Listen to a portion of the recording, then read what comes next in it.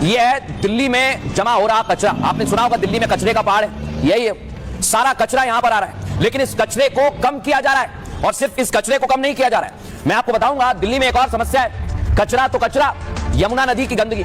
और बीजेपी की सरकार बनी तो दावा किया गया कि इस कचरे को साफ कर देंगे, यमुना नदी के और लैंडफिल जो कचरे का पहाड़ है उसे भी कम किया जाएगा। लेकिन उसी पर अब देखिए कैसे काम हो रहा है। यमुना नदी की साफ सफाई की जा रही है और यह बाकायदा बहुत बड़ा आंकड़ा आपको बता रहा हूं, आज प्रधानमंत्री नरेंद्र मोदी ने दिया है कि यमुना की सफाई हो रही है। लेकिन कचरे का पहाड़ कैसे कम हो रहा है, यमुना की सफाई कैसे की जा रही है, इसके लिए क्या तैयारी है, आइए जरा बताते हैं। द्वारका एक्सप्रेसवे के साथ अर्बन एक्सटेंशन रोड की भी सौगात मिली है और UER2 को दिल्ली की तीसरी रिंग रोड माना जाता है। ये जो सड़क आप देख रहे हैं ना, ये इसी कचरे से बनाई गई है। दिल्ली की बड़ी समस्या है ये लैंडफिल साइट। इसी कचरे के पहाड़ से लाखों टन कचरा लिया जाता है और फिर ये रोड बनाई जाती है।